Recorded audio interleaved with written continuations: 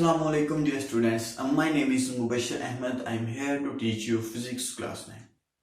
Dear students, आज हम new topic start करेंगे which is called 6.7 major sources of energy. Physics class 9 chapter number 6.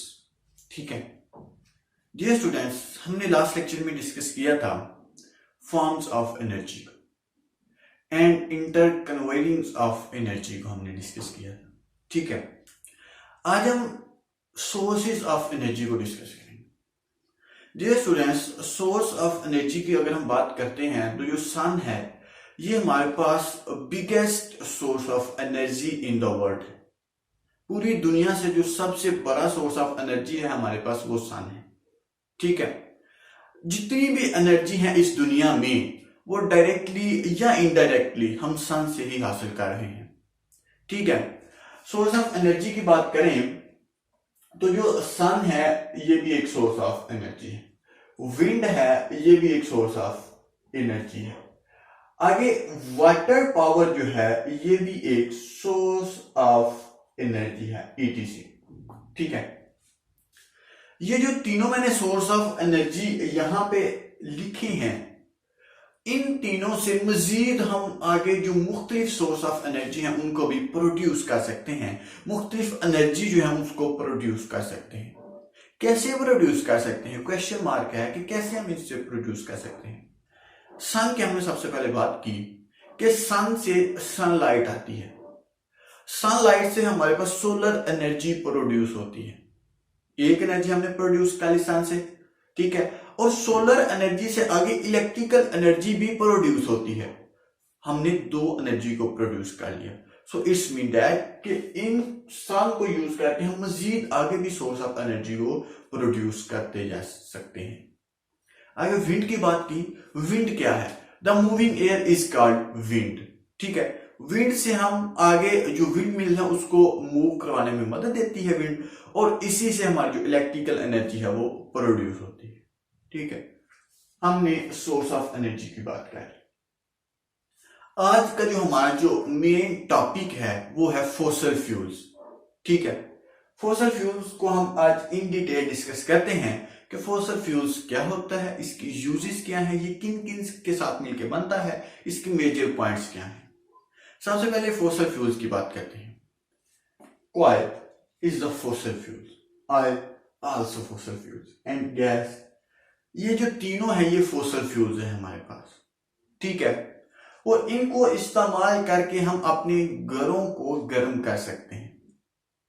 ठीक है हम इंडस्ट्री को चला सकते हैं और हम इसको ट्रांसपोर्ट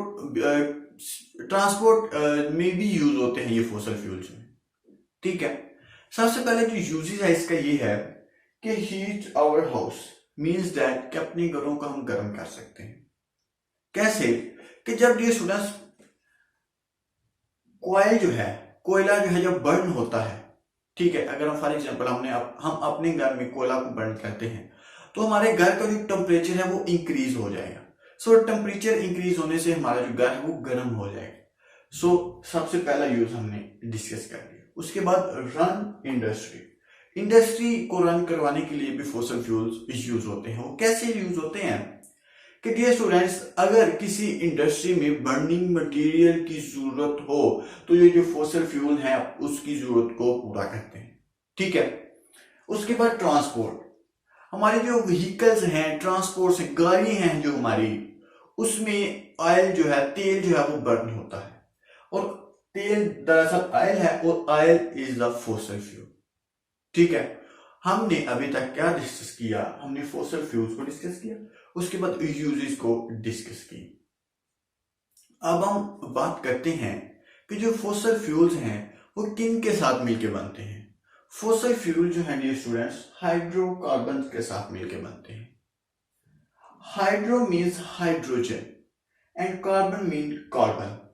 ठीक है डियर स्टूडेंट्स हमने लास्ट लेक्चर में भी इन डिटेल डिस्कस किया था कि अगर कोई भी चीज को बर्न करना हो तो हमें एयर की जरूरत होती है, ऑक्सीजन की जरूरत होती है. अगर हमने माचिस को जलाना है तो माचिस उस जगह पे चलेगी जहां पे एयर होगी, अदरवाइज वो माचिस नहीं चलेगी। ठीक है, क्योंकि माचिस का और एयर का एक रिएक्शन होता है। सो इसीलिए जो हमारे जो भी बर्निंग मटेरियल है वो एयर की प्रेजेंस में ही जलता है। ठीक है, ये फॉसिल फ्यूल्स इनसे मिलके बनता है। ठीक है, और जब इनको हम फॉसिल फ्यूल्स को जब बर्न करेंगे इन द प्रेजेंस ऑफ एयर, ये ओवरऑल रिएक्शन जो मैंने लिखा हुआ है ये फॉसिल फ्यूल्स हैं, burn in the presence of air. Oxygen दरअसल एयर ही है। ठीक है, सो जो हाइड्रोकार्बन हैं इनमें जो हाइड्रोजन है वो ऑक्सीजन से एयर से ऑक्सीजन को लेकर हाइड्रो ऑक्साइड बना देगा। क्या बना देगा? हाइड्रो ऑक्साइड बना देगा। ठीक है, मेरी बात कहने का मतलब ये कि जो हाइड्रोजन है वो जब रिएक्ट करेगा ऑक्सीजन से तो यहां से ऑक्सीजन को लेकर वो हाइड्रोजन हाइड्रो ऑक्साइड बना देगा। ठीक है, और हाइड्रो ऑक्साइड दरअसल क्या है?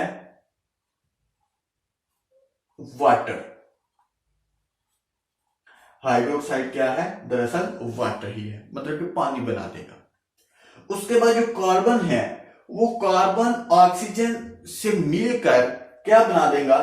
कार्बन डाइऑक्साइड, CO2 बना देंगे। एक वाटर बन गया और एक कार्बन डाइऑक्साइड बन गया। ठीक है, और लास्ट पे हमारे पास बचा क्या? हीट हमारे पास बच गई। सो यही जो हीट है ये इन्वॉल्व होगी इस रिएक्शन में, और यही हीट जो है हमारे घर को भी क्या करेगी? गर्म करेगी।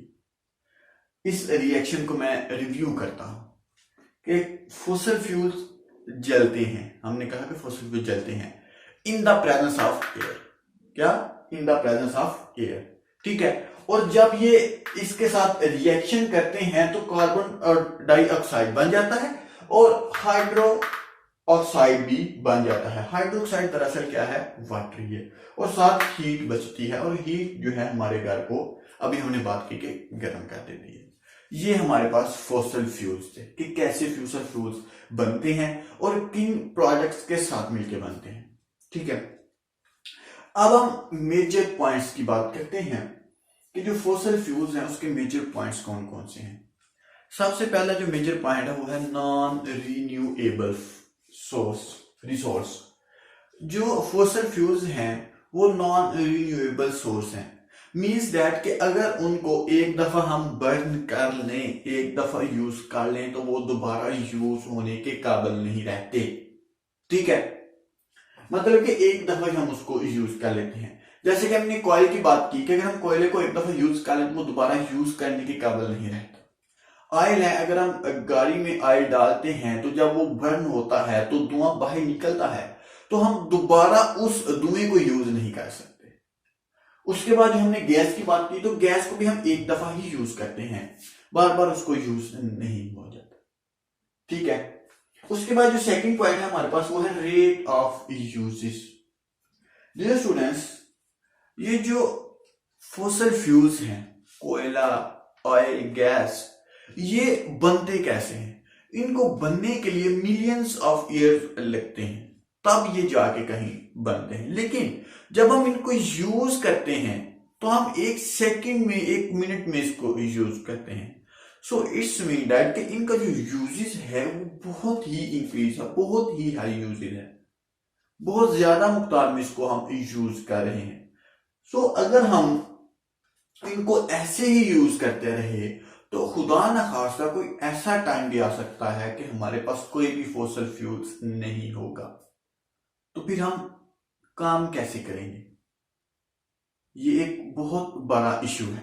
ठीक है, उसके बाद थर्ड पॉइंट है एनर्जी क्राइसिस। अगर हम इनका यूजेज इस तरह ही करते रहे तो हमारे पास जो एनर्जी क्राइसिस है वो भी प्रोड्यूस होगा। एनर्जी क्राइसिस मीन कि हमारे पास कोई भी एनर्जी नहीं होगी कोई भी काम करने के लिए। सो फोर्थ पॉइंट ये है कि डेवलप न्यू एनर्जीज। तो इस रेट ऑफ यूजेस को हम डिक्रीज तब ही कर सकते हैं कि हम अगर एक फॉसिल फ्यूल्स को बर्न करें तो उससे हम मजीद कोई और फॉसिल फ्यूल्स को जन्म दें, कोई और एनर्जी को प्रोड्यूस करें। जैसे कि अगर हम कोयले को बर्न करते हैं तो उसको बर्न करने से हमारे पास कोई और एनर्जी भी प्रोड्यूस हो, तभी हम इसके मुस्तकबिल में इसको फॉसिल फ्यूल्स को यूज कर सकते हैं, हमारे पास एनर्जी हो सकती है। अदरवाइज जो है हमारे पास एनर्जी की किल्लत बहुत ज्यादा हो जाएगी। ठीक है, जो नेक्स्ट पॉइंट है हार्मफुल वेस्ट प्रोडक्ट। जब हम इसको फॉसिल फ्यूल्स को यूज करते हैं तो जो हम वेस्ट प्रोडक्ट हैं वो मुआवजे वजूद में आते हैं। वो कौन कौन से हैं? जैसा कि मैं आपको एक एग्जांपल के थ्रू समझाता हूं कि जो गाड़ी है, गाड़ी में जब ऑयल डलता है तो वो इंजन स्टार्ट होता है। इंजन स्टार्ट होने से जो सिलेंसर है उससे धुआं निकलता है। वो धुआं हमारे इन्वायरमेंट को पोल्यूट करता है, इन्वायरमेंट को गंदा करता है।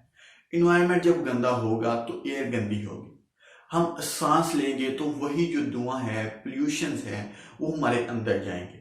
ठीक है, हमारी बॉडी में एंटर होंगे और वो हमारी बॉडी के इंटरनल सिस्टम को डिस्टर्ब करेंगे, उसको खराब करेंगे, तो हमारे बहुत सी डिसीजेस का सामना करना पड़ेगा। सो इसीलिए ये जो हार्मफुल जो हैं प्रोडक्ट्स हैं वो मुआवजे वजूद में आते हैं। वो कौन कौन से हैं?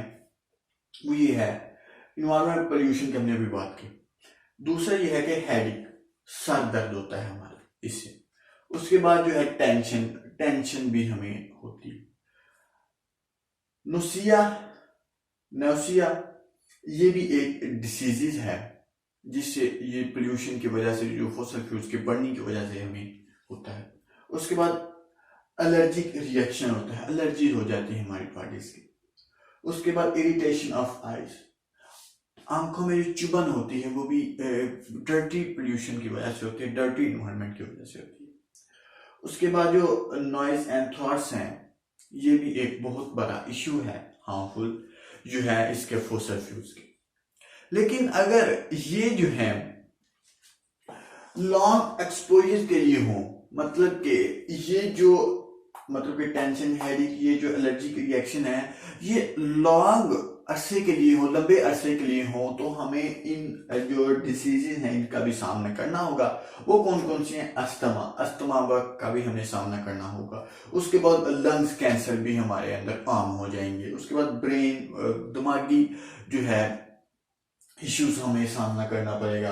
हार्ट डिसीजेज हैं और नर्वस है, ये हमें काफी कुछ इसका सामना करना पड़ेगा अगर हम इसका जो रेट ऑफ यूजेस है इसको इंक्रीज करते जाएंगे। तो डियर स्टूडेंट्स, आज हमने क्या डिस्कस किया? आज हमने डिस्कस किया मेजर सोर्सेस ऑफ एनर्जी। उसके बाद हमने फॉसिल फ्यूल्स को इन डिटेल डिस्कस किया और उम्मीद करता हूं कि आपको इस फॉसिल फ्यूल्स के जो हमने डिस्कस किया है इसको अच्छे से समझ आ गई होगी। अगर किसी भी पॉइंट पे कोई कंफ्यूजन है तो प्लीज आप कमेंट करके जरूर पूछिए। सो अल्लाह हाफिज, स्टे ब्लेस्ड।